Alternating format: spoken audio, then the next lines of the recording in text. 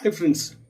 So റീലിലേക്ക് കടക്കുന്നതിന് മുമ്പ് നമ്മുടെ ഒരു സെഷൻ 4 രാത്രി വൈകുന്നേരം 9 മണിക്ക് നമ്മൾ പ്ലാൻ ചെയ്തിട്ടുണ്ട്. ശ്രദ്ധിക്കേണ്ട കാര്യം, ഒരു 200 പേരെങ്കിലും ഉണ്ടെങ്കിൽ മാത്രമേ സെഷൻ നടത്താൻ സാധിക്കത്തുള്ളൂ. ഒരു 500 ആപ്ലിക്കേഷൻ വന്നാൽ ഫെൻറ്റാസ്റ്റിക് 2 സബ്ജക്റ്റിനെ കുറിച്ച് ഞാൻ നിങ്ങളോട് സംസാരിക്കുന്നതായിരിക്കും. ഒന്നാമത്തെ സബ്ജക്റ്റ്, ഓരോ മൂവിനെയും എങ്ങനെ ആൻറ്റിസിപ്പേറ്റ് ചെയ്യാൻ സാധിക്കും വിത്ത് 80% ആക്യുറസി. നമുക്ക് ഓരോ മൂവിനെ ആൻറ്റിസിപ്പേറ്റ് ചെയ്യാൻ സാധിക്കും, ഒരു 80% ആക്യുറസി. അതാണ് ഏറ്റവും ബെസ്റ്റ് ആക്യുറസി. രണ്ടാമത്തെ കാര്യം സംസാരിക്കുന്നത് വോളിയത്തിന് മുകളിലുള്ള സാധനമാണ് റിലേറ്റീവ് വോളിയം കോണ്ടെക്സ്റ്റലാണ് ശരിക്കും. ഈ റിലേറ്റീവ് വോളിയത്തിന്റെ സീക്രട്സ് എന്തെല്ലാമാണ്, അത് നിങ്ങളുടെ ട്രെയിനിനെ എങ്ങനെ സഹായിക്കാൻ സാധിക്കുന്നതാണ് ഈ 2 കാര്യങ്ങൾ.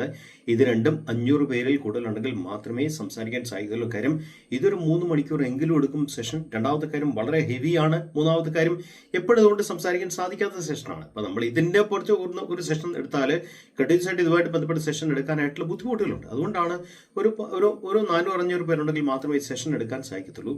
ഇനി 100 പേര് താഴെയാണ് സെഷനിൽ താല്പര്യമെങ്കിൽ നമ്മുടെ സെഷൻ റിമൈൻസ് ക്യാൻസൽഡ് ആണ്.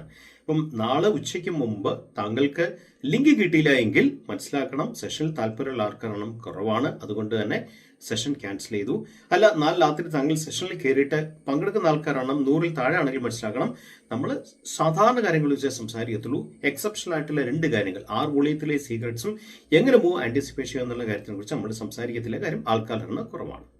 ഇതാണ് ഒന്നാമത്തെ കാര്യം. രണ്ടാമത്തെ കാര്യം, ഡൗ ജോൺസ് ക്ലോസ് ചെയ്ത് ഇന്നലെ റെക്കോർഡ് പെർഫോമൻസ് ആണ്. ഡിസംബർ 2023 ശേഷമുള്ള ഹയസ്റ്റ് പെർഫോമൻസ് ആണ് ക്ലോസ് ചെയ്തിരിക്കുന്നത്.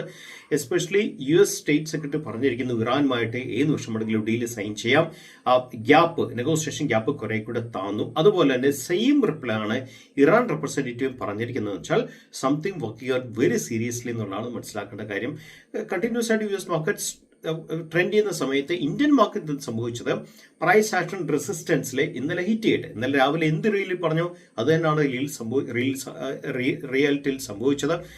ഇന്നലെ റെസിസ്റ്റൻസ് ഹിറ്റ് ചെയ്തിട്ട് കോൺട്രാക്ട് ചെയ്ത കാഴ്ചയാണ് കണ്ടത്. ദാറ്റ് ലുക്സ് അത് ഒരു പോസിറ്റീവ് സൈനായിട്ട് എടുക്കണം. കാര്യം കോൺട്രാക്ട് ചെയ്ത് വേണം ആ ഒരു ക്രിട്ടിക്കൽ ആയിട്ടുള്ള ആ റെസിസ്റ്റൻസ് ഒന്ന് കട്ട് ചെയ്ത് പോകാനായിട്ട്.